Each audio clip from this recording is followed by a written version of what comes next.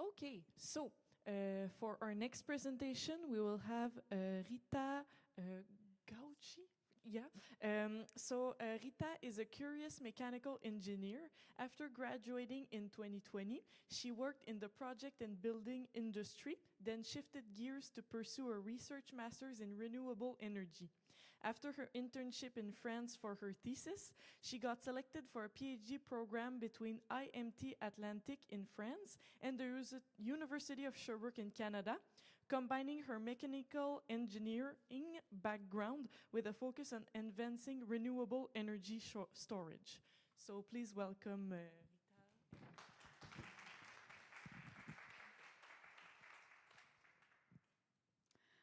Good morning, everyone.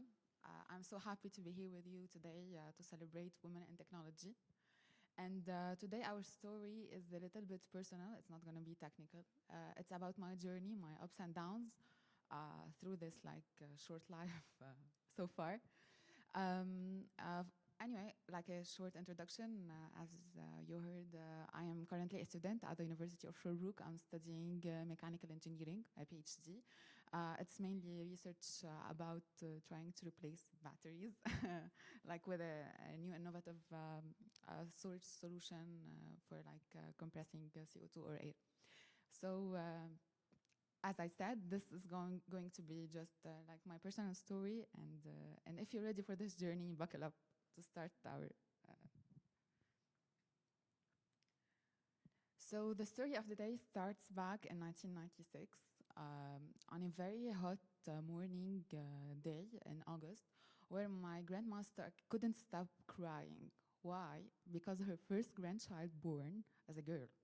And for my grandma, and for where she comes from, and so many people like her, I believe that only boys get the excitement and not girls. But anyway, this has impacted my life anyway. This is why I'm talking to you about the story. Because anyway, unconsciously, this has proven to me that I want to prove that I actually can do same things that boys can.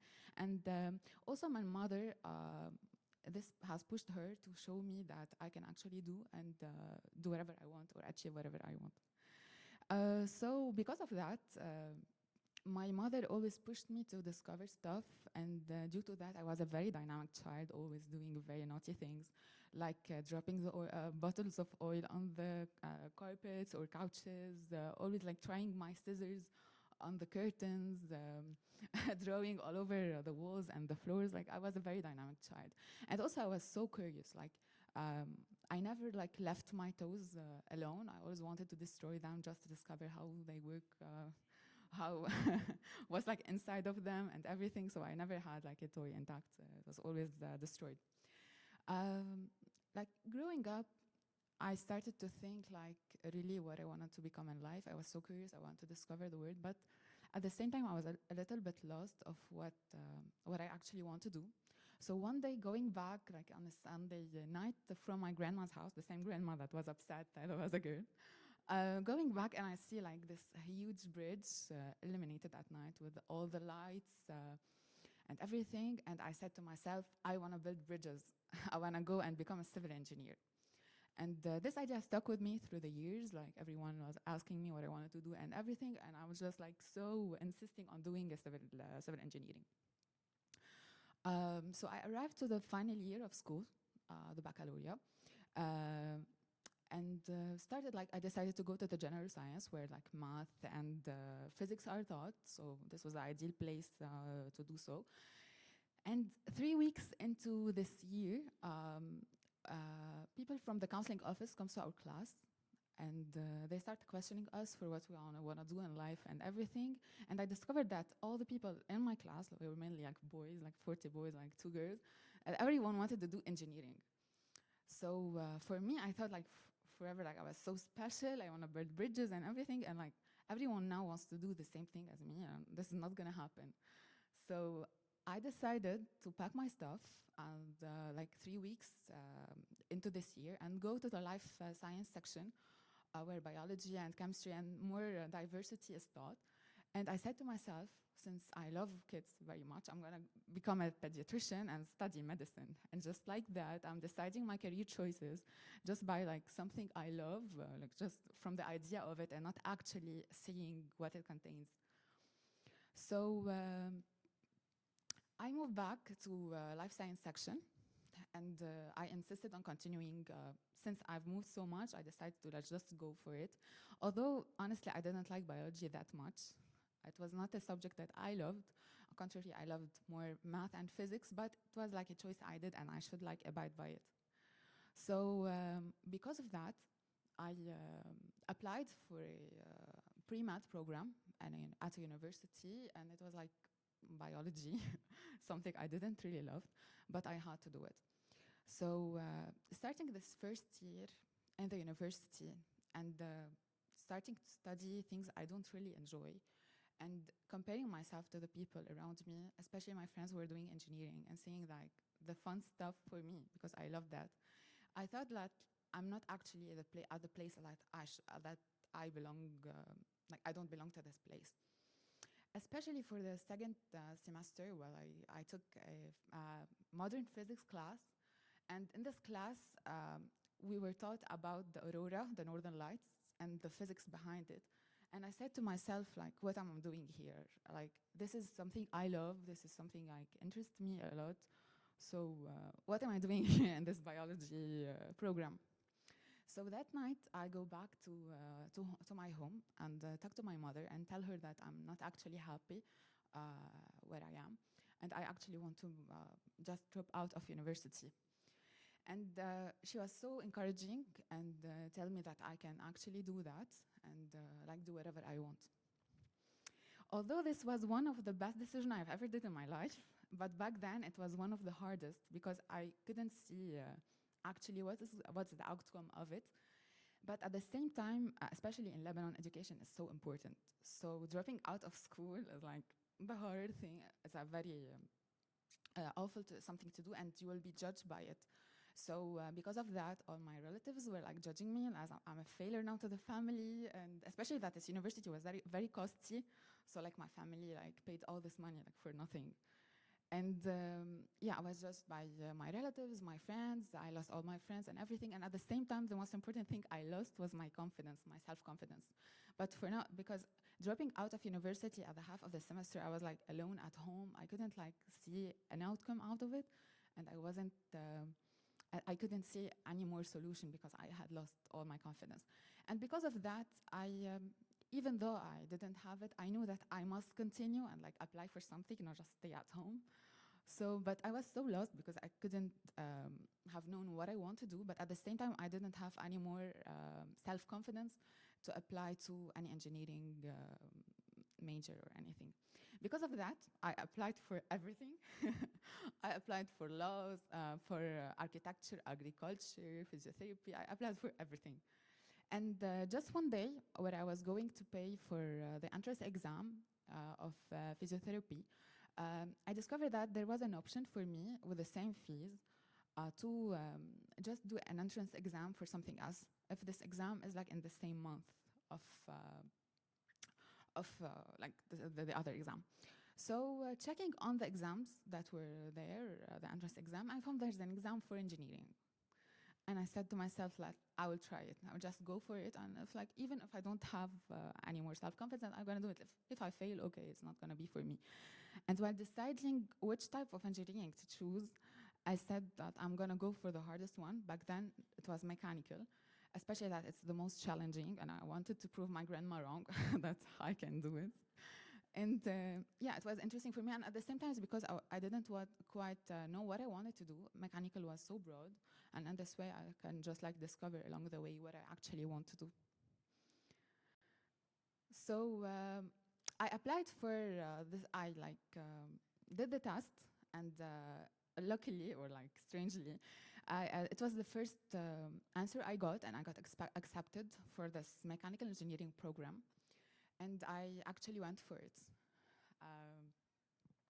And doing so, it was one of the best things I ever did in my life because seeing actually what mechanical was something very interesting to me and like stimulated my curiosity so much, especially that mechanical is so broad. It has so many different subjects. And like I really love the math and physics behind it. Like I was understanding everything, how it functions and all the science behind it. And it was something that was interesting to me. So here are some pictures from my projects. The first one was like a Stirling engine, like in a way of balloon that's working with energy. This was like the drawing, the 3D drawing of it. And here this photo is like from a class of manufacturing. It was so interesting for me. This is one of the toys I got to motivate me for mechanical engineering. And as I said, like mechanical was so interesting. Why it was so broad? It contains things from energy, from aerodynamics and planes, whether it's robotics and mechatronics or like 3D, like CAD drawing and stuff. It was so interesting. And here like was the first piece I manufactured in the manufacturing lab. It was so interesting and I really got stimulated. And from the last column, those are pictures from my final year project where I worked with snail shells. We were like investigating if it's possible to use this powder from it to like as a biofiller for plastic and engineering materials and to check if like it's possible to do that, and it was possible. But like doing so, even though I started I restarted my career path in this university, I knew something that I was not just starting from scratch, I was starting from experience. I understood something that it's so important.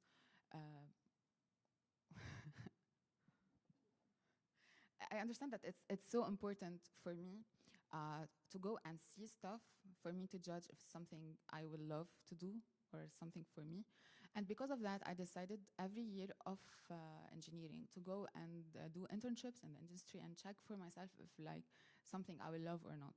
And because mechanical was so broad, it was so important for me to go and try all the different type and the industry or what was found in Lebanon to check for myself if I will love it or not. So in 2017, the summer of 2017, I went to this company, 380 Volts. It was a construction company. It was mainly about installing like the plumbing and ventilation systems and the design of it. It was interesting, but like I didn't like it. I didn't find myself there. And the next year I went to Mitzelift. Mitzelift is a company that installs the elevators and escalators. I was there like for the summer. It was also interesting, like seeing how the elevators got installed, like being with the elevator doctors, the technician, and working with them. It was interesting, but like it was mainly related to electronics, and there was the fun parts with the electronics, and like I was a little bit far from this. The next year, during the winter break, I went and interned on in a company named Matalak. This company is specialized in constructing transformers, electrical transformers for high voltages and stuff. And it was so interesting. My internship was in production, so I've seen how they produce it, what's like actually inside it. It was so interested. I was so interested in it and very curious to understand it. But also, I couldn't find myself really there. Not until my fourth year of mechanical engineering, and I went and interned in a company named Unipac. And I actually fell in love with maintenance because in maintenance, you get to see the machines, what's inside of them, and like going and check the failures and understand them. It required so many problem solving, so many stimulating, it stimulates the curiosity and everything. But it was a little bit challenging as a girl to be able like to be accepted between, also especially for internship, you would be with the technicians also. So it was quite challenging for them to accept my presence with them. Like I actually really want to change the oil with you and like be full of grease. But at the end, when they saw that I'm just passionate about it and it's something I really wanted to do, they welcomed me and they were so happy to teach me everything I wanted to learn. So it was so beautiful for me, but unfortunately, I discovered after it that although I was at the technician's level, accepted by that, like more hierarchically, as a woman, as a female engineer, I'm not like so much, like I didn't have my place in maintenance, especially in Lebanon, in this company or whether are those or the other companies. So I finished my internship. I went back and did my final year project, and I graduated back in 2020 during the COVID. It was cool. And then directly after graduating, since I like understood that I will not be able to be working in maintenance, the things I love, I decided to just like go with life and take every opportunity I was giving. So I worked for like less than a year in a company named Rita Group. It was for the implementation of turnkey projects for food factories, like especially cheese and hydroponic. It was interesting. And like there was communication with like European manufacturing companies and supplies, and it was interesting. But I felt like I wasn't actually learning technical stuff, something that I really wanted to learn. So I decided to just like leave this company. I took like a 2-month break. It was COVID and it was a little bit hard to do so. And then got offered the job in another company. It's more like construction and ventilation. It wasn't something I really loved. It was like the worst topic I loved in mechanical. But it was better than just like staying home, just work and get some experience. And the thing that kept me going was the sea view of my office that like motivated me every day to go there.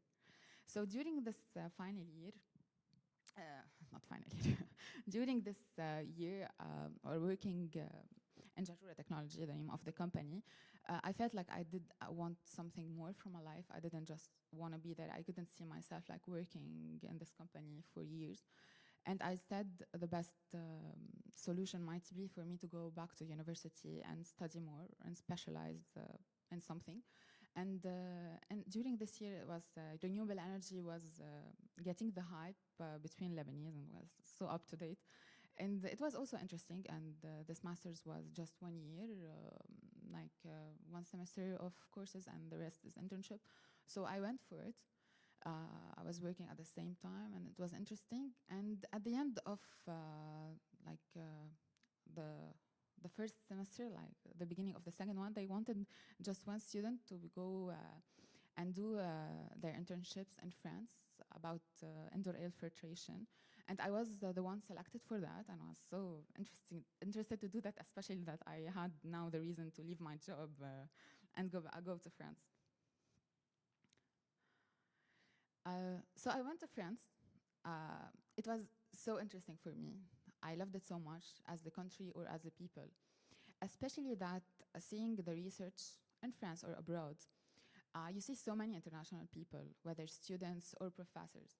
And for me, like seeing all these people with all the different culture, but like they are all just speaking just one language, the language of research, they are all understanding each other, was so interesting for me. And I wanted actually to do that and be there. This is why I, after finishing my internship, I tried to apply for PhD positions to be able to stay there and like just discover more about this research thing. So those are photos of my journey in France, where I participated in the marathon with IMT, the university where I was doing my internship, like lunches with all the people I met, and also from the training I got. It was so interesting for me. I loved it so much. And at the end of, like I was trying so much to apply for PhD position, and it wasn't that easy. At the time also that I was at the end of the academic year, so people were more on vacation. And at the end, luckily, I was the last one to apply for the PhD subject I got. And I got selected for it. This PhD subject was between IMT in France and here, the University of Sherbrooke in Canada. And this is why, of course, I accepted it, and I was so interested to go there and discover also more and more the international aspect of research. So I came here after finishing my first year of PhD in France. I came to Canada, to Quebec, and it was so interesting for me, like meeting and seeing all those people, listening their stories. and like those people that actually impacted my life in so many aspects. And now I'm continuing my PhD here, and I'm expected to go back also to Sherbrooke, to France to defend and to continue my PhD at the end of it. So during this day, I cannot but like think about the impact of women in my life, especially the woman that carved and shaped my path, starting by my mother, who was there for me and believed in me whenever I didn't, and also the woman engineer that I saw during in the industry and during my career that actually motivated me and made me understand that it's possible to do whenever everything that you actually want, and also all the professors and that were role models for me. I actually wanted to be like them, or like motivated me, or gave me a chance to be here where I am today. And at the end, just I wanted to finish with this quote that the creative adult is a child who survived. For so many times I've been struggling. Although I was doing something I love, I've been struggling because I didn't feel like I was doing my purpose or connected to what I do. And then I discovered at the end how creativity is so important in life. And by creativity, I don't mean as like art or the expression of it, but it's more of doing something that's authentic, something from yourself, like give your contribution to the world. And I discovered that this is very important for whatever we are, or whatever that we are doing. Because when we are creative, or when we have the place to do so, to like think outside the box and do things not the usual way, we feel so happy, we feel so connected to the things we do. And I feel that this is so important for my life and for everything. So thank you so much. I am here as a student, so you can find me at C1 whenever you want to chat about research or like anything related to engineering. Thank you so much. So, were there anyone that had the questions for Rita? First of all, I love the artwork of the presentation.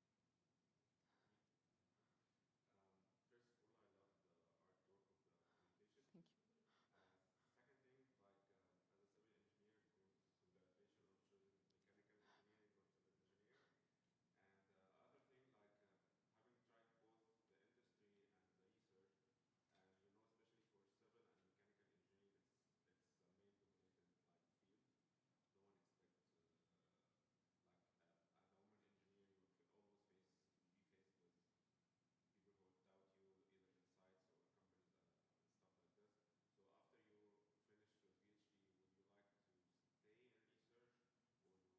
research or would you like to go back to the industry? Thank you for the question and the comment.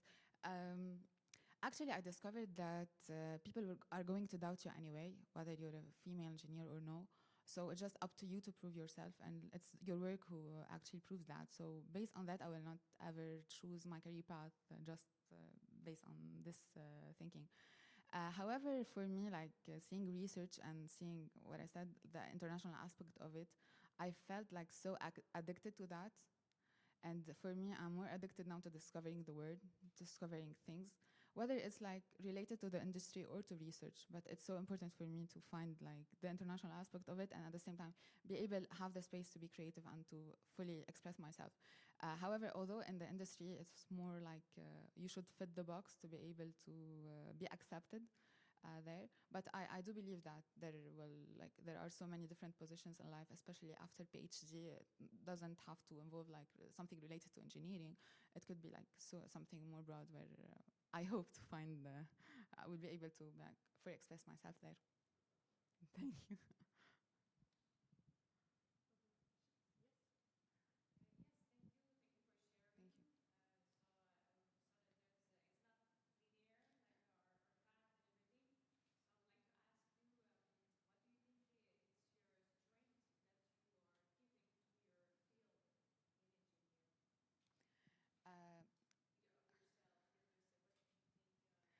Thank you for the question. It's whether it's engineering or research, there's always the technical things, whether like the background, the science, and everything of it. But I do think that those things can be learned, and like you can actually work on yourself and do them. I guess the skills that had helped me through all this, just like believing in myself that I actually can do it. Because sometimes like there's a voice inside my head that's always telling me I can't, but like I have to fight it and like actually prove it. And along the way, when you start to do things, you start to believe more and more in yourself and like push yourself forward. And I believe this is a very important skills to do, like silence the voice in our heads. And also as skills, it's very important. Curiosity is very important. When we are curious to understand things, to learn about them, this will just solely push us forward to do that. And yeah, and trying to be creative, doing things my way, although sometimes like it's complicated and it's harder to do so. But I believe this way it's more fun and it's more motivating. Thank you. Thank you. Thank you.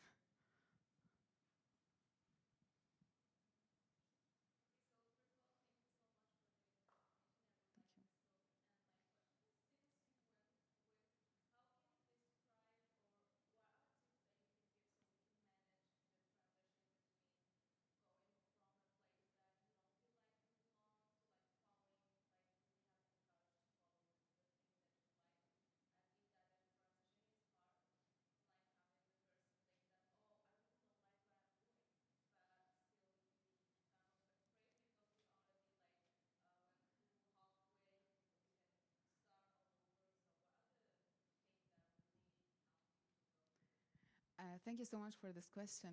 Actually, my choices have changed. Like when started by 17, 18 years old, were different than at the end. Because at first I was believing that I actually, the word belongs to me. I can actually leave and just go and find wherever I want. But like just staying at home, seeing how this has affected me and affected my self-confidence, I discovered at the end that sometimes it's better for us to stay where we are, like do some things, but because eventually we are learning something anyway, and just through this learn a way, like see a way out, not just leave something and discover something else. So sometimes it's better in life to stay where you are, just try to learn from it, accept it, because although I do believe in the school that says just go and follow your dream and stuff, but life is hard sometimes and you have to work on yourself, and like the skills shaping of yourself is a hard process and sometimes you're not gonna like it, but I do believe that this is important. But anyway, always in life, never stay somewhere where you don't love, you don't feel like you're connected to this place, but just check your steps leaving where you're actually going before like going thank you.